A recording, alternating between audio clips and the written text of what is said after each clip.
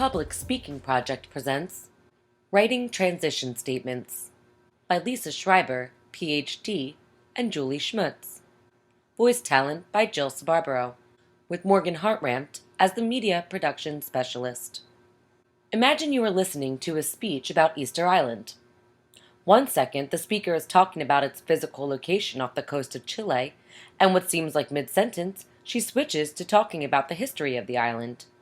You wonder if you missed something. You go back through a previous point in your head, trying to connect the two ideas. Now you notice she is on her third point, and you're even more lost than you were before. The reason this speech feels disjointed and hard to follow is probably because the speaker forgot to plan her transitions. There are many types of transitions, such as those that contrast ideas, those that indicate a change in time, and those that emphasize the significance of a point. Regardless of the type of transitions you select, it is important to plan them carefully so your audience can follow your speech with ease. In this module, we provide a brief overview of writing transition statements. To learn more, check out the chapter called Organizing and Outlining in our free online textbook at www.publicspeakingproject.org. The purpose of this module is to show beginning speakers how to add transition statements to their speeches.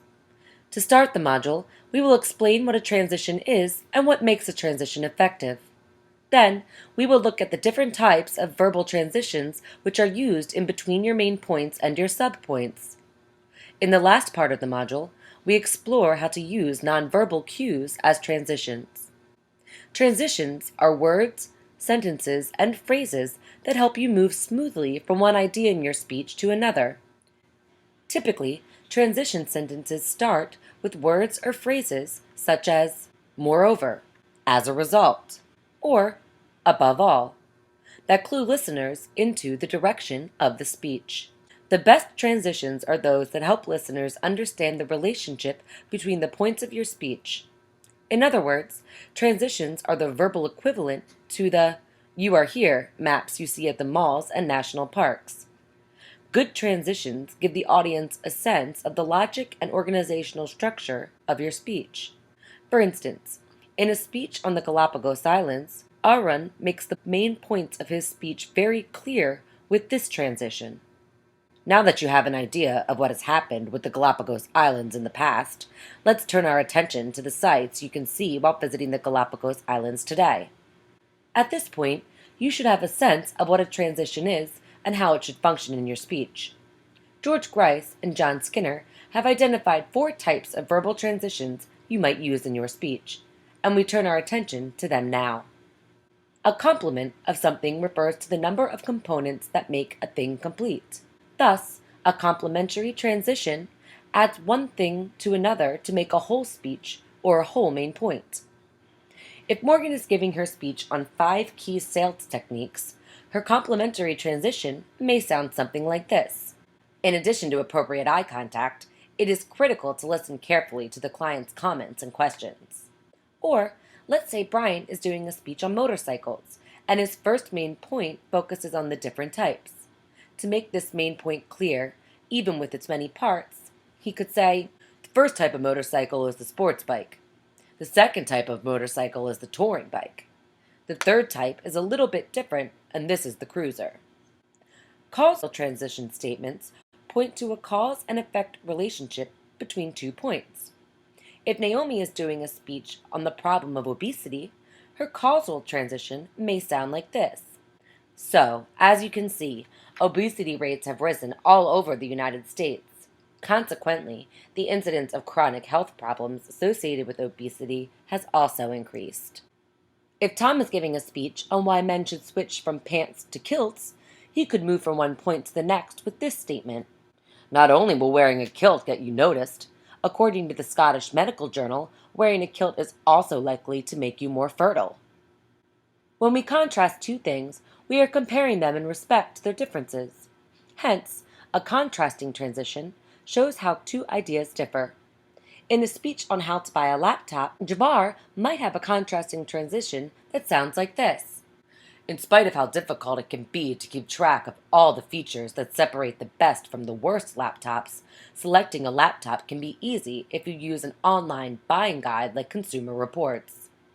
If Rosa was lobbying her coworkers to take a cut in pay so that no one in the office would be laid off, she might say, "Although we all have to cut back a bit on our spending, if we agree to cut in pay, the benefits of this temporary change significantly outweigh the inconveniences." Lastly, a chronological transition shows the time relationship between points or the order of things. Here are two illustrations. In the first example, Hector is giving his speech on how to make empanadas. He says, "After the dough is prepared and cut into circles, you will add your ground beef filling." In the second example, Lydia is giving a speech on historical law related to homosexuality. Her chronological transition goes like this. Although in the 17th century homosexual acts were still punishable by death, by the end of the 18th century, some countries were beginning to decriminalize homosexual behavior. Chronological transitions are also used in introductions and conclusions to preview and review the points of a speech. An initial preview in the introduction lets the audience know what main points will be coming in the speech. For instance, if Ben was doing a speech about his favorite band, the Beatles, his initial preview might be, "Today I'm going to talk about when and how the Beatles were formed, how they rose to popularity, and finally, why they decided to break up." In conclusion, you would give a final summary of your key ideas. This summary statement reviews all the major ideas of your speech before driving your central idea home with the concluding statement. If Laurel was doing a speech about why the penny should be eliminated, her final summary would sound like this. As you can see, there are many reasons to eliminate the penny, many benefits to U.S. taxpayers and consumers, and it could be done without the loss of jobs. In the last part of this module, we'll look at nonverbal transitions. Nonverbal transitions involve using your body language and physical positioning to show a change in your points. This could include a facial expression, vocal pause, body movement, or a nod of your head. This could also include moving to or from a visual aid. Say you were doing a speech on the effectiveness of various bleaches. You have a visual aid prepared that shows examples of each type of bleach on various articles of clothing.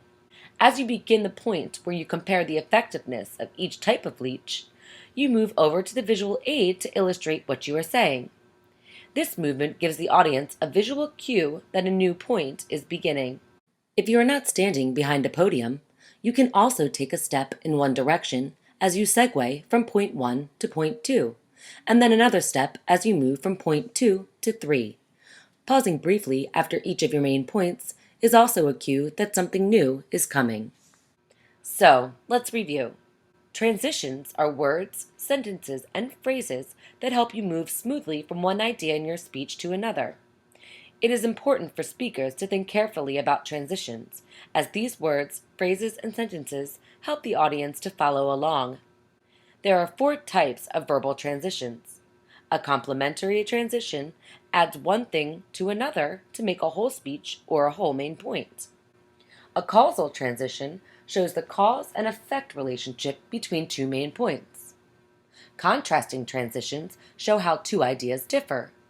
And chronological transitions show the time relationship between points or the order of things. In addition to verbal transitions, speakers can also use nonverbal transitions, which involve using body movements or silence to segue from point to point. Remember, using transitions well will keep your speech more organized. Many new speakers make the mistake of simply listing all of their information and expecting the audience to put it all together. Using the tips in this module, your speech will be more polished and everyone in your audience will know exactly what you are trying to say. Thank you for visiting the Public Speaking Project's virtual classroom. To view other modules about speech writing, go to www.publicspeakingproject.org.